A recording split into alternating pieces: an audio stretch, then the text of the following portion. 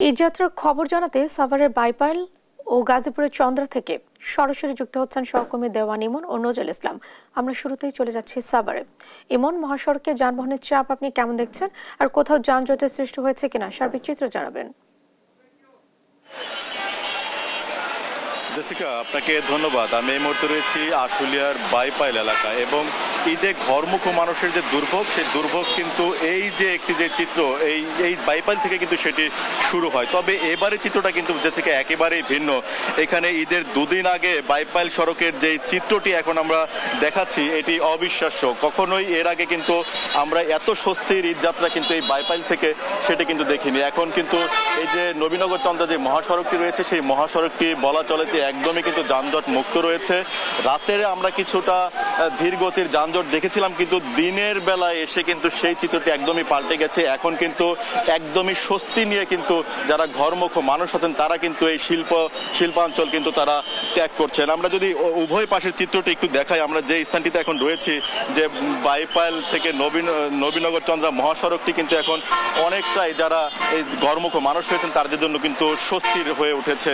একদমই কিন্তু এবারের যে চিত্রটি এটি কিন্তু একদমই ব্যতিক্রম। এর আগে কিন্তু কখনোই এই ধরনের চিত্র দেখা যায়নি। আমরা সকাল থেকে বিভিন্ন সড়ক ঘুরেছি, দেখেছি যে পুলিশ সদস্যের পাশাপাশি কিন্তু সেনাবাহিনীর সদস্যরা কিন্তু তারা ঈদযাত্রাকে নির্বিঘ্ন করতে কিন্তু তারা নিয়োজিত রয়েছেন। বিশেষ করে নবীনগর এবং ঢাকার যে মহাসড়কের নবীনগর স্থানটিতে কিন্তু সেনাবাহিনীর সদস্যরা টহল দিচ্ছে এবং যে সমস্ত এলোপাথারি যে সমস্ত যানবাহনগুলো ঢুকে পড়ছিল সেই যানবাহনগুলোকে কিন্তু তারা কিন্তু খুব সুশৃঙ্খলভাবে নিয়ন্ত্রণ করছিল এবং সেনাবাহিনীর নিয়োজিত থাকায় কিন্তু ঢাকার যে মহাসড়কে কোনো ধরনের কিন্তু যানজট আমরা কিন্তু দেখতে পাইনি। যেটি রয়েছে সেটি দু একটি স্থানে খুবই ছোট আকারে ধীর গতি। আমাদের এখানে একজন কর্মকর্তাকে দেখতে পাচ্ছি যিনি হাইওয়ে পুলিশের দায়িত্বে রয়েছেন। তিনি এই ফুট ওভার ব্রিজ থেকে পর্যবেক্ষণ করছেন পুরো সড়কটি। আমরা একটু তার কাছ থেকে জানতে চাইবো যে এবার কি পদক্ষেপ গ্রহণ করেছেন আপনারা। একটু আপনার কাছে জানতে চাই নির্বিঘ্ন করতে কি পদক্ষেপ আপনারা গ্রহণ করেছেন। দেখুন, আমরা এবারে ঈদ একদম সমাগত। আপনি দেখতেছেন রাস্তার দুই পাশে একদম খুব ভালোভাবে গাড়ি চলছে, কোথাও গাড়ি থেমে নাই। আমরা সমন্বিতভাবে হাইওয়ে পুলিশ, জেলা পুলিশ, কোথাও আমাদের সেনাবাহিনীও আমাদের হেল্প করতেছে, বিভিন্ন এজেন্সি আছে, সবাই মিলে। এমনকি এখানে যে আপনার এক্সপ্রেসওয়ের কাজ চলতেছে, তাদের যে নিজস্ব যে ট্রাফিক যারা ডিউটি করে তারাও আমাদের সাথে এক হয়েছে। সকলের সমন্বিত প্রচেষ্টায় এখন পর্যন্ত আমাদের এই অবস্থা, অন্তত যান চলাচল স্বাভাবিক আছে, নির্বিঘ্ন আছে। ধন্যবাদ আপনাকে।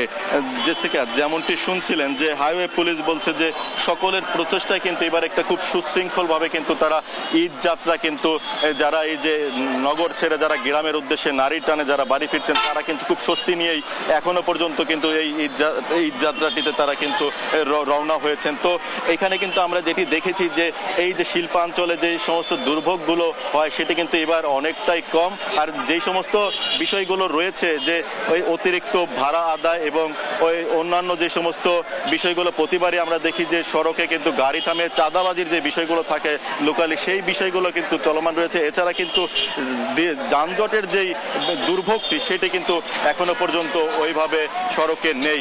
জেসিকা, তো এই ছিল আমার কাছে সাভার থেকে সর্বশেষ। এই বিষয়ে আরো খবর জানতে চলে যাব সহকর্মী নজরুলের কাছে, তিনি রয়েছেন গাজীপুরে। নজরুল, জানাবেন সেখানকার সড়ক পরিস্থিতির খবর।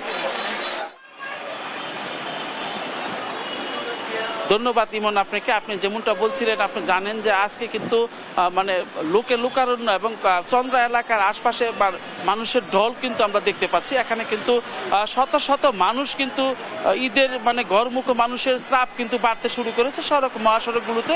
তো আমি যদি একটু দেখাতে চাই যে চন্দ্রা এলাকায় কিন্তু আপনার মানুষের কিন্তু ঢল এখন, অর্থাৎ উত্তরবঙ্গের এই রাস্তাটা ধরেই কিন্তু আপনার উত্তরবঙ্গের কিন্তু 32টি জেলার প্রবেশ মুখে হয় এখানে।